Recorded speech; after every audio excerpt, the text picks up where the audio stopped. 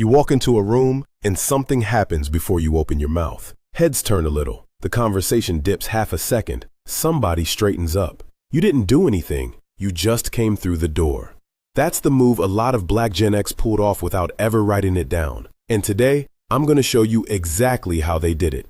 I'm Franklin, and this one's about the men and women born between 65 and 80 who figured out how to make a room respect them before they said a word.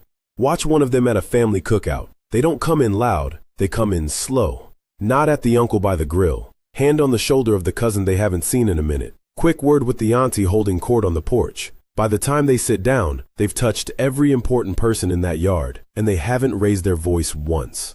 What looks like a personality trait is actually a whole system running under the hood, and the system got built because the alternative was getting misread in a way that costs you.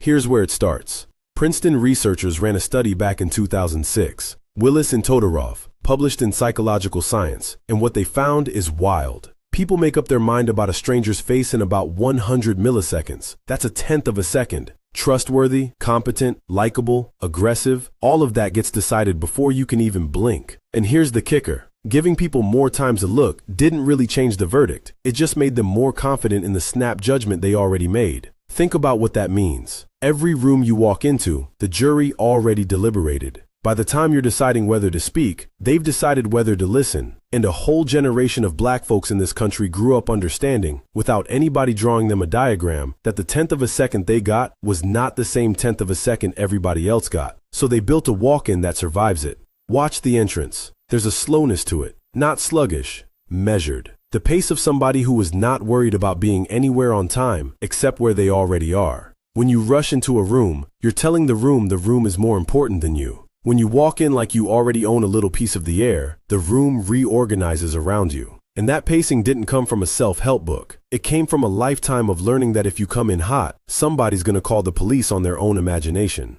Now here's where it gets interesting. There's a researcher named Amy Cuddy, you might have heard the name, who spent years studying how first impressions actually work. She and her collaborators found that warmth and competence account for the large majority of what people decide about you in that first flash. Harvard's negotiation program puts the figure around 80%, and the sequence matters. Warmth comes first, competence lands after. If you show up projecting strength and skill without warmth on the front end, people don't read you as impressive, they read you as a threat. Let that sit for a second. If you lead with power, without softening the front door first, the room doesn't respect you, the room is scared of you. And scared people don't hand you the microphone, scared people call security. So watch what the Gen X move actually is. They come in with the nod, the quick smile that lasts about a second and a half, the handshake that lingers a beat longer than you expected, the "how's your mama doing" to somebody they last saw at a funeral in 2004. That is warmth on the front porch. That is the disarm. And once the disarm lands, then, only then, do they let you see the other thing. The stillness, the eye contact that doesn't blink first, the voice that drops half an octave when the subject turns serious. Speaking of the voice, there's a body of work. Klofstad at the University of Miami is one of the names. Puts at Penn State is another. Looking at what happens when a man drops his pitch. Lower voices get rated as more dominant, more competent, more like a leader. Klofstad even found that in actual elections, candidates with deeper voices tend to win more often. The research is clear that pitch doesn't predict how well you actually lead, but voters hear the pitch and their brain files it under "in charge." And Putz's work adds a twist. Those deep voices function most powerfully as a signal from one man to another. Man, less a mating call, more a "don't try me" broadcast to the other guys in the room. Now go listen to a Black Gen X man tell a story at a table full of people. The voice sits in the basement. He's not putting it on. At some point in his life, he learned that when the voice sits up in the chest, people mistake urgency for anger and anger for danger. So the voice moved. It moved down and it moved slow. And a slow, low voice does something else magical. It makes the room lean in. If you want people to hear you, don't talk louder, talk quieter. Make them come to you. Same thing with the speech. Watch how they space the words. There's a beat between sentences that most people would fill with or, you know. They just let the silence sit there. And silence in the middle of a sentence, when you're the one who put it there on purpose, is the most powerful punctuation there is. It tells everybody in the room that you are not worried about being interrupted. You are not worried about losing your turn. You are, in fact, in charge of the clock. And who taught them to be in charge of the clock? This is a generation that came up watching their parents work 2 jobs, watching the country change 3 times before they finished high school, watching institutions promise things and then not deliver. Britannica marks Gen X as folks born between 1965 and 1980, and the trait that keeps showing up in the write-ups is self-reliance and skepticism. You get self-reliant when nobody's coming. You get skeptical when the people who said they were coming didn't show up. And those 2 traits, run through a black household in Reagan-era America, cook down into something specific. You learn to manage your own presentation because you can't outsource it to a system that doesn't have your back. Which brings me to the piece nobody wants to say out loud. There's research out of Kellogg, the business school at Northwestern, by a scholar named Robert Livingston, published around 2012. He and his team ran experiments looking at how people perceive black men in leadership. What they found is that participants had an unconscious prescription for what a black man in charge is supposed to look like. Docile, warm, communal. And when black male leaders in the study behaved assertively, the same kind of assertive that gets a white executive labeled decisive, they got penalized. More than black women who did the exact same thing. More than white men who did the exact same thing. So think about the position that puts a person in. The room's default setting has you filed a certain way before you speak, thanks to 100 years of imagery you didn't create. But if you correct for that by leading with warmth and communal energy, and then you try to actually take charge, the same room that needed the warmth now says you overstepped. It's a trap door with 2 hinges. The Gen X answer to that trap door is elegant, and you've seen it 100 times if you know where to look. They lead with warmth, but not the wide, grinning, I need you to like me warmth. It's a specific warmth, contained, adult. The kind that says, I see you, I acknowledge you, we good, without ever tipping into performance. And then, once that warmth has done its work in the first 10 seconds, they let the assertive part come out slow. Not through volume, not through gesture, through refusal. Refusal to repeat themselves. Refusal to laugh at something that wasn't funny. Refusal to fill a silence that somebody else created. That's the assertion. It's mostly what they don't do. You want a name for that face? Some folks call it the don't play face. Corners of the mouth flat, eyes steady, no expression at all, which, in a world where everybody is over-emoting to prove they're friendly, reads like a courtroom. That face isn't mean, it's just information withheld. And when you withhold information, the room does the work for you. They fill in the blanks with respect because their nervous system does not want to find out what's behind the door. Now let me pair this with another study, because this is where it gets real. There's a paper by Robertson, Deitch, Brief, and Block, published in 2003 in the Journal of Vocational Behavior. They surveyed 166 African American managers. What they found was that being the only black person in a work group, what they called solo status, predicted something called stereotype threat. And stereotype threat then changed how those managers went after feedback. They asked for it less directly. They discounted what their supervisors told them. Because when you know you're being watched through a lens, you stop trusting the report card the lens is writing about you. Hear that again. Solo status trained a whole workforce of black professionals to develop a sixth sense about how they were being perceived. Call it a documented, measurable adaptation. And that adaptation is exactly what shows up in the room reading skill I'm describing.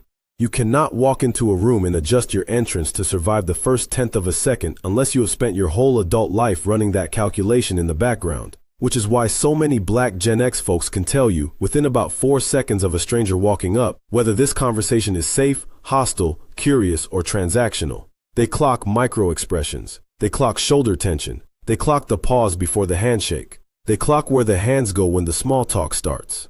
Call it the residue of a survival calibration. And here's the humor of it, because I told you this wasn't going to be a funeral. A lot of these folks will act like they don't know they're doing this. Ask a black Gen X uncle how he made the whole office start calling him sir in 6 months, and he'll say, I just went in there and did my job.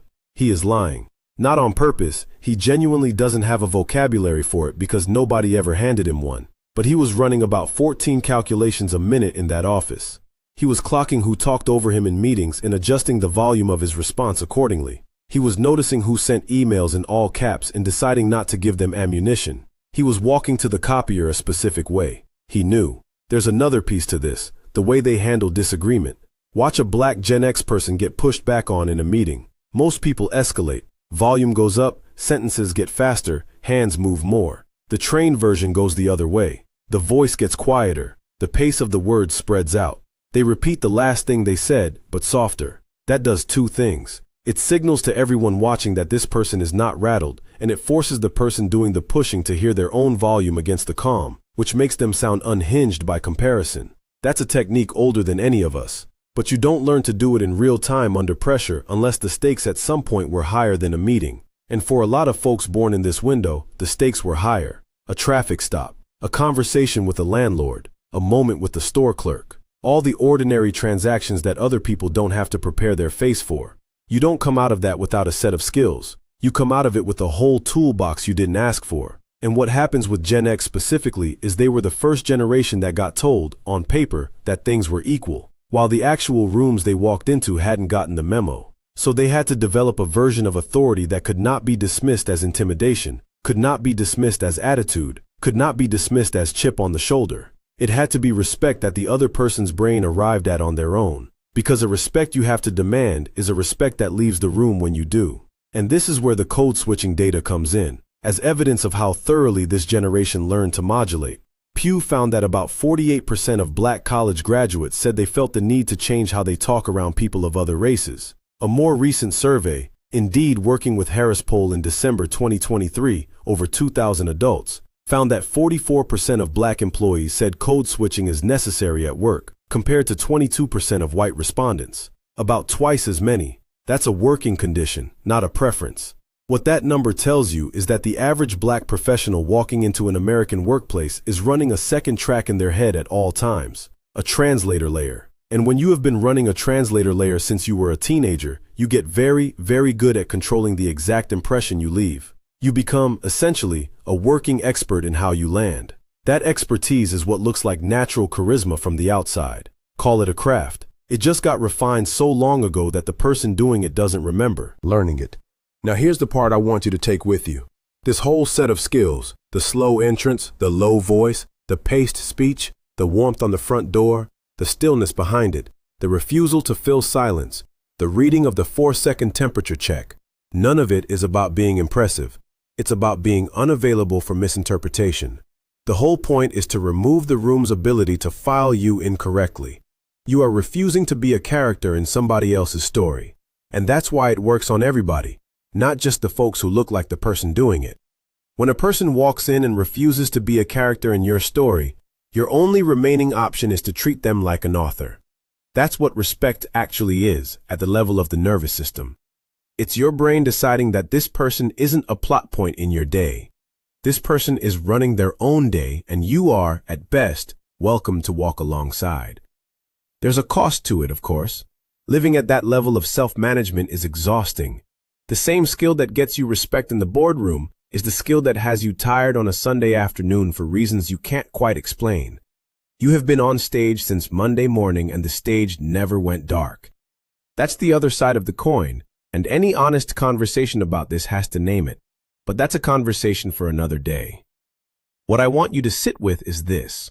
If you grew up around one of these folks, a parent, an uncle, a boss, an older cousin, a neighbor who ran a corner store and never had to raise their voice, you were watching a working seminar in first impression engineering, delivered by somebody who probably could not have explained it if you paid them. The knowledge lived in the body. And now, at least, you know what you were looking at. You know what to keep. You know what to pass down. And you know why, when you walk in slow tomorrow and you nod once instead of smiling twice, and you let the silence sit where it wants to sit, the room is going to do something it did not do yesterday. All right, now, there's another one right there on the screen. Go ahead and tap it.